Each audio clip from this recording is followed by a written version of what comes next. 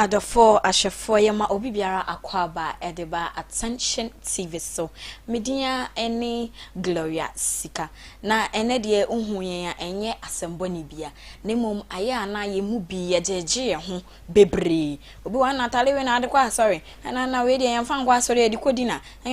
ha ni nyina ene de obi kan asem everything will be clear bibia be ye clear amai if you say ye wo asofo ekukudam mienu e wa ha a mo be ensem eniso na ansana no yenko for a quick commercial break. We'll be right back.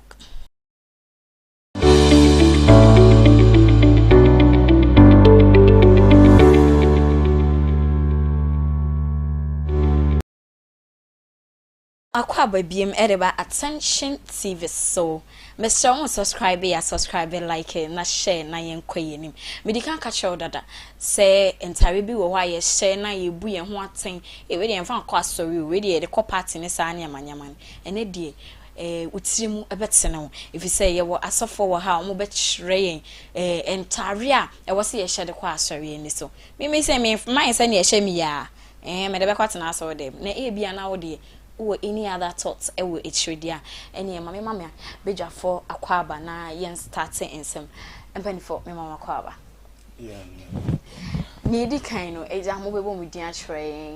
ministry na yeden common atwaso fedi kan de radiation ni din Reverend Samuel Odro Dako. Okay, and I'm sorry ni din the Great Kingdom Power Ministry. Okay, but me din the DUNCAN Michael me asof Great Kingdom Power Ministry. Okay. Now also for medical every so. Entare bi wo what say na ehye mi. Se metim bia kwasori ana mebo. Fedi kan de radiation. Atare a ye de kwasori de. Ensem bebre. Okay. Ensem bebre ni nyina na hye. Ye watare bi wo wa. Wo mu na hye wo no. Wo fi hye eyema. Na wo fi hye ebeboa. Bai bia obi o watire no. If you say atare ya me aba hye ye die ense fata so de kwasori alikotu okasa no hu ni se bi atare we nya atare ya de kwasori na se ye hu yen so ye se nyankopon mpohwe onsam nya de bebe bia obeje na de na se yen nipa mom na ye yimu okay nya mi shira onyame na yeso o ye ho ye hu nti no okase onyame nsem a efa bi wa magi atu se onyame nsem se nyame adwen nye nipa adwen ti on de megia tu ba nipa de ye hu ye ho ina nipa adwen e different ese nyame ti an ko ti ameka se obi be ka satale odi mfata so fi se atale be ti obi sintibia ana fi se atale no e be ha obi enti na se mete wase yi a atare no se be ti obi sintibia enti na ese atare we de mfata se wo de be call asori na mom we de ye de call ebia party na say dinner bi eja me da say na papa won so wadwen kire wo we hu ne say na ehye media me de ye men kwa madwen mu a me de be call asori akọ party akọ baby a because after all I look good Ida radiation I am the say okay say won kwa wadwen mu a that means won kwa na wadwen ho but wadwen na wadwen ho na emfiri twrosim eya personal se oba Kristo sum ana se ye nyankopon sum eni wiase ye were difference ewo se anse na oba dressing sum ewo Kristo mu wiase mu a ye were difference okay difference ewo mu ni se wo ye Kristo ni a twa se wo dresses a I represent righteous e kire se nipa wi neniye eya kronkron eniye ena Bible say ade bi ebepi wo hunamu bia enso efri akoma mu fi akoma ena eba okay na intino ye wo Kristo fo ahosisi ena ewo wiasefo ahosisi ene de emfa ho ewo ho se na wiase ni be dress no eye different ma se ne Kristo ni a bed dress ni ho it's not say but you should trust him you should Jesus film ni ade a and you think yin nyina ya to afomu if say no mo hye Yo bi na sa na man ye hwa sa na man etwam tie beka say technology an enhance ne ho nti no yenso ye kwayanim nti nyama bi wo ho a yato agu ana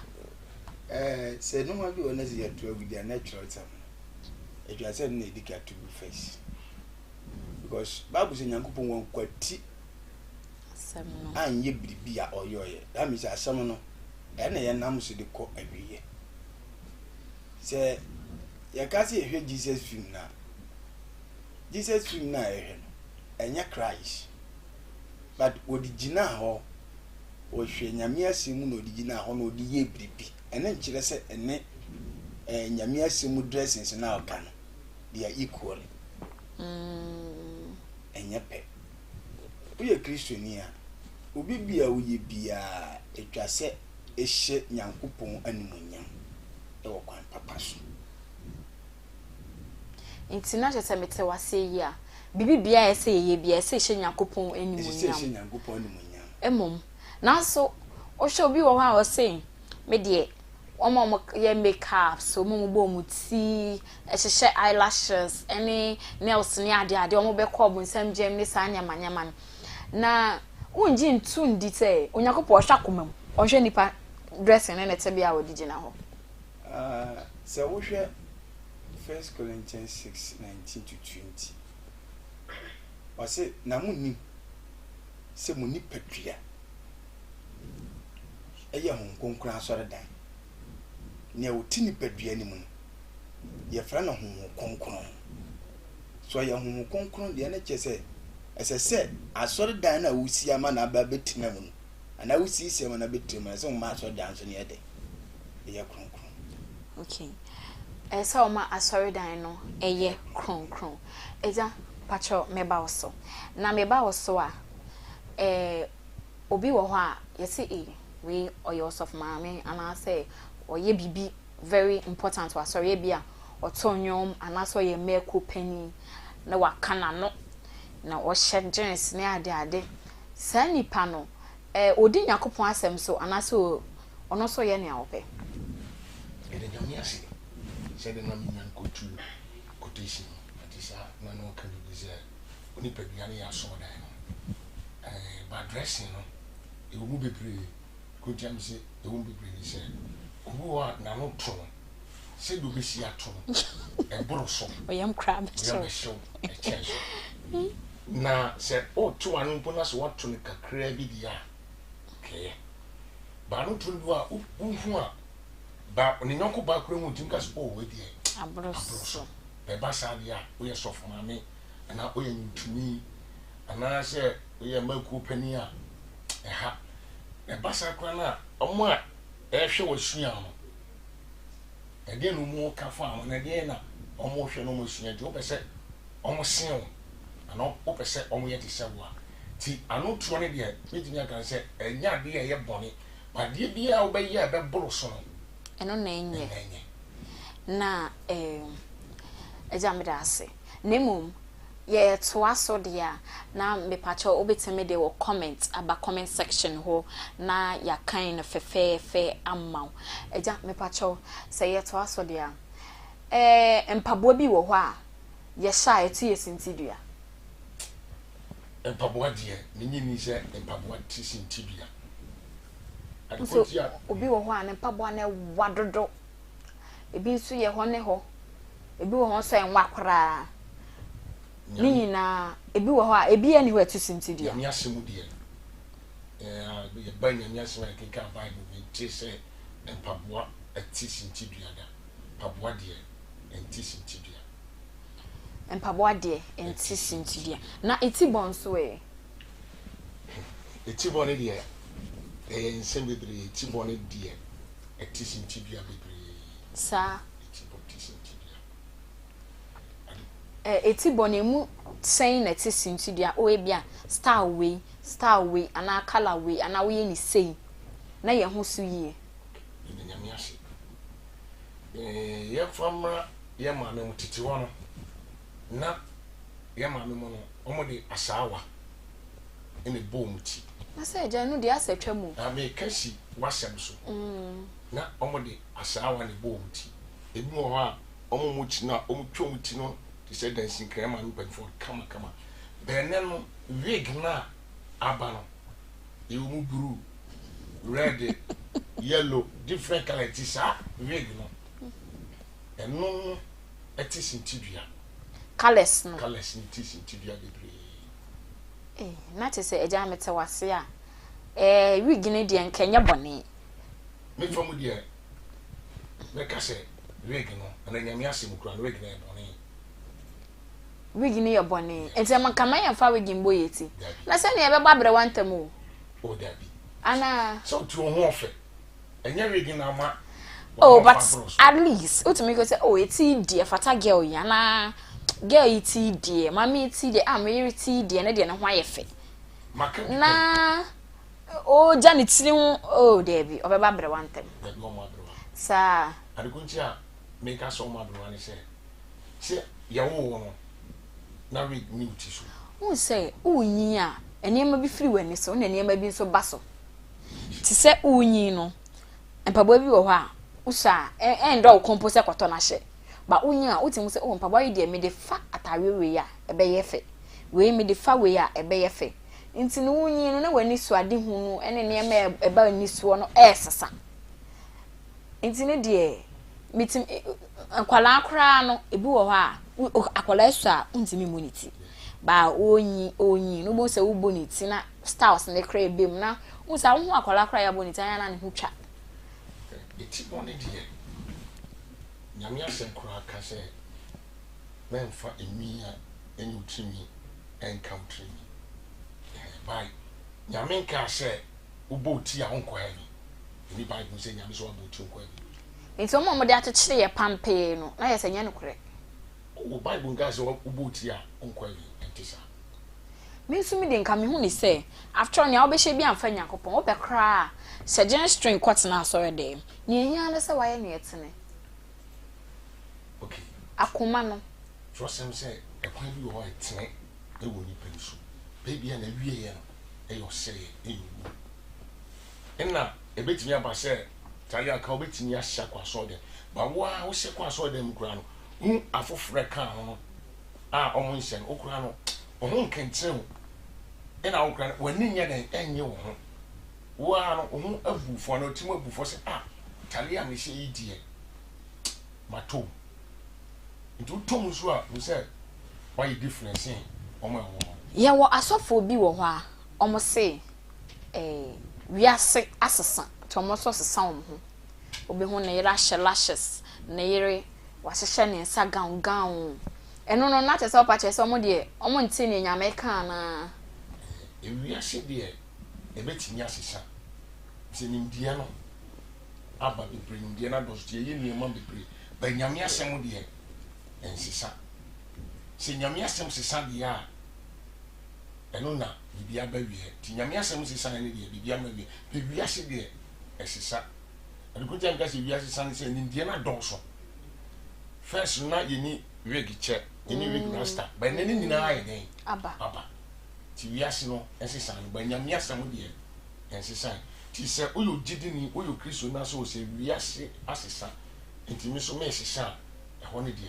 na ka kakra ose ehɔ ne die na ka kakra na meka mo se nkrofo bi na so yasene amane dwumedie aye kra behwe eye